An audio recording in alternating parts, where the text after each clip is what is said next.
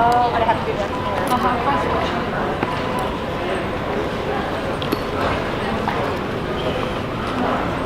Thanksgiving Eve 1971, a lone passenger wearing a black suit carrying a black briefcase buys a ticket here at Portland Airport for flight 305 bound for Seattle.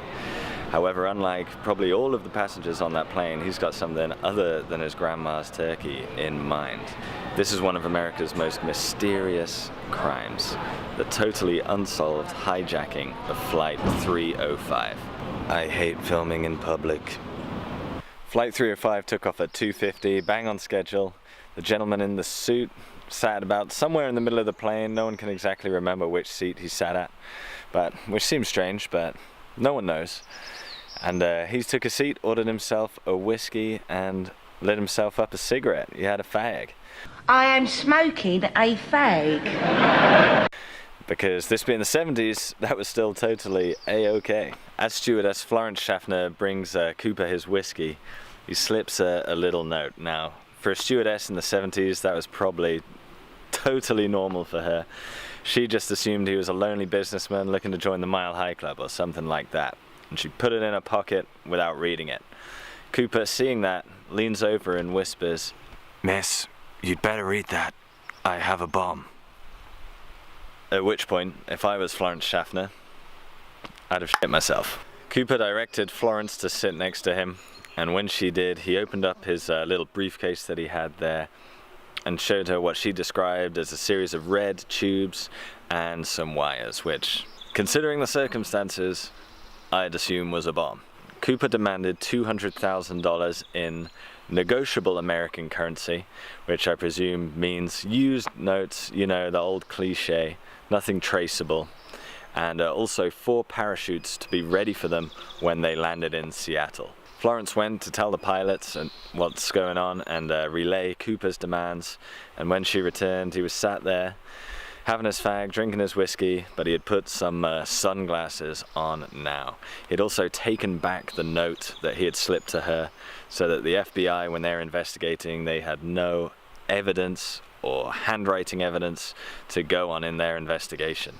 Now, obviously, it takes a little bit of time to scrounge together $200,000 and 4 parachutes. So, the pilots told all the other passengers that their landing had been delayed due to some minor technical issues, because it should have only been a 30-minute flight. Whilst the plane's spinning around Seattle Airport, apparently Cooper was totally calm. All the witnesses describe him being really calm. He was always very polite to the people he was about to blow up, and yeah, just seemed like a really nice guy. He ordered a meal, attempted to give Florence a tip, and he was not your image of a plane hijacker. After 2 hours of circling in the air, at 5:40, the plane landed and the authorities were ready with the $200,000 and the 4 parachutes. Cooper directed the pilots to taxi to a really brightly lit, isolated area of the Seattle airport, and once all the passengers were off, he got the crew to lower all the blinds in the windows, fearing he was going to be shot by a police sniper. As all of this was happening, the plane was being refueled. Cooper outlined his flight plans to the pilots of Flight 305, and he directed them to fly at the slowest airspeed possible for Mexico City, no more than a maximum of 10,000 feet, and with the wing flaps lowered to 15 degrees. Oh, and all the landing gear to be deployed the whole time. The pilots warned him that under those specific configurations, you know, that's not really how a plane's meant to fly, with its doors open, landing gear out, as slow as possible. It's not really what they're meant to do. And the pilots warned him that they could only make it 1,000 miles under those configurations, not as far as Mexico City, which is where Cooper wanted to go. So they arranged to stop and refuel in Reno, Nevada. At 7:40, the plane took off again after it had been refueled. Just 5 people were on board now, though. So with the plane traveling as slowly as possible towards Reno, Nevada, Cooper directed the flight attendant to join the other crew in the cockpit of the plane, to shut the door and to just leave him alone. And that was the last time anyone saw Cooper. Potentially. At 8 p.m. in the cockpit, an alarm was going off to indicate the aft or rear door of the plane had been opened. Now, this plane that they were flying in, the rear door could open, so it was clear that Cooper had put some real thought into this and knew what type of plane he was hijacking. At 8:13, the tail of the plane sustained an upward movement, which suggests it lost some weight, and that's presumably, the time that Cooper jumped out.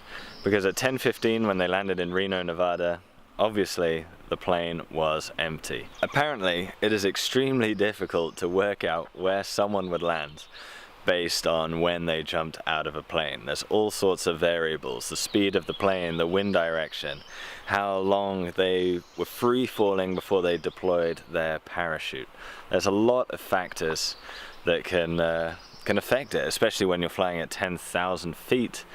That's a really big distance for you to drift off in either direction. But the initial investigation focused around Lake Merwin, where I am now, and this place is pretty remote. I was hoping to be able to explore it a bit, but it turns out this is not really public access. It's actually a dam, so that's why I'm stuck in the driveway. But I brought my drone so you can see how remote this place is.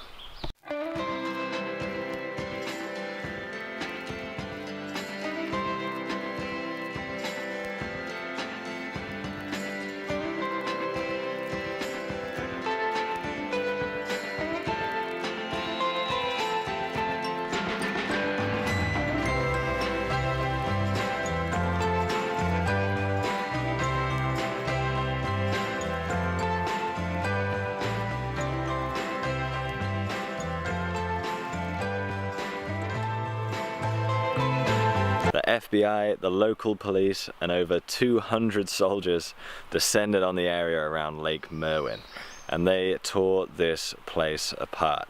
They even brought in a submarine to go through the lake and see if he had landed in there or had drowned or buried the money, something. But for all that effort, they came up empty-handed. Nothing, no trace of Cooper. The next year, in 1972, a local hiker did discover a skeleton. However, tragically, that turned out to be the body of a teenager who had been murdered. So, again, no sign of Cooper. As I had said before, it's incredibly difficult to work out where someone would land when they jump out of a plane at 10,000 feet. And the pilot had mistaken how far west he was. At the time Cooper jumped out, he was much further east than Lake Merwin, actually around the Washougal River, which is easy 50 miles away from here. Totally in the wrong area and also incredibly remote. Once they realized their mistake with the position of the plane and the possible drop zone, again the FBI tore Washougal and the surrounding areas apart, but once again came back empty-handed. So the FBI initially thought that Cooper had died in the jump, and they thought this because basically he jumped into freezing conditions with just wearing his suit, just wearing his regular clothes, no winter supplies, and it would have also been impossible to arrange a pickup and supplies to be stored somewhere, as we've discussed, because it's impossible to know where you're going to land. So they initially thought Cooper had died. However, in 1980, a little 8-year-old boy named Brian Ingram was here on the banks of the Columbia River with his family, and he discovered 3 rolls of cash. Now, 2 of the rolls had 100 bills in, which is how the FBI had given Cooper the money, but 1 had 90 bills in, which 10 had been taken out. So presumably Cooper lived for a certain amount of time. He at least lived long enough to stash $200 into his pockets. Oh my God, what's this? What? I found the treasure! Now, just because Cooper was never found doesn't mean we don't know anything about him or can't work something out about him. He could have been a Pacific Northwest native, because when they were flying to Seattle, he knew when the plane was over Tacoma, he could point that out, and he also knew that McCord Air Force Base was the closest base to where they were, so he was either a Pacific native or perhaps served time in the Air Force. He clearly had a knowledge of planes. He knew the speed to fly, he knew the altitude to fly at, he knew about the flaps on the wings. So he could have perhaps been a pilot at some time, or again in the Air Force, or perhaps he was an engineer that worked on planes, because the Boeing factory is in Seattle, so there's plenty of Pacific natives that know a lot about planes. And finally, he was probably not an experienced skydiver. Of the 4 chutes that the FBI gave him in Seattle, one of them happened to have a reserve chute that was just a dummy. So he just had the one chance to pull the cord and survive.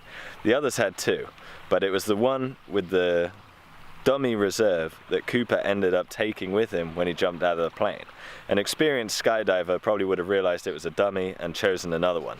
After the crime, there are a lot of suspects. There are even some people who put themselves forward and admit that they're Cooper, you know.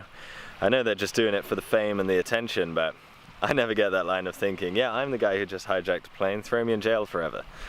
I never get it, but there's one suspect who stands out more than others. A guy named Richard McCoy committed the exact same crime 6 months later. This time in Colorado, he asked for a ransom of $500,000 and chose the exact same plane, ordered it to fly under the exact same situation and circumstances that Cooper had.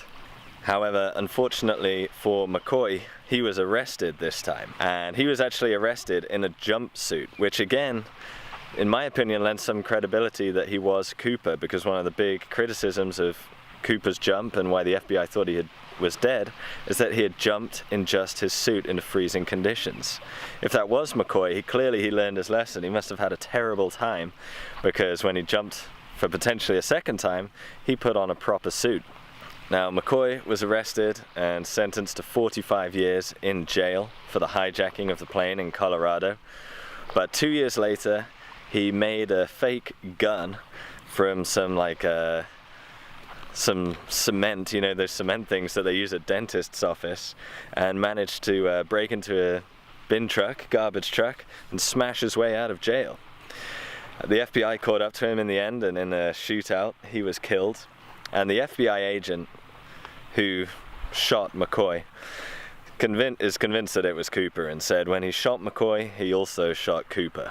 Finally, if you look at the pictures of the 2 guys, one the artist's impression of D.B. Cooper and the other one Richard McCoy, they do bear a pretty similar resemblance. However, McCoy was a few inches shorter than the witnesses said Cooper was, but maybe they just got that wrong. That's a small detail. If McCoy was Cooper, there's definitely a valuable lesson we can learn here as a community, and that is, if you get away with hijacking a plane, don't try it a second time. Just consider yourself lucky and go back to your normal life. Anyway, that's the story of Cooper, the mysterious hijacker who took control of a plane, parachuted into the night, and literally disappeared into thin air. That's all I got for you. Hope you liked the video. See ya!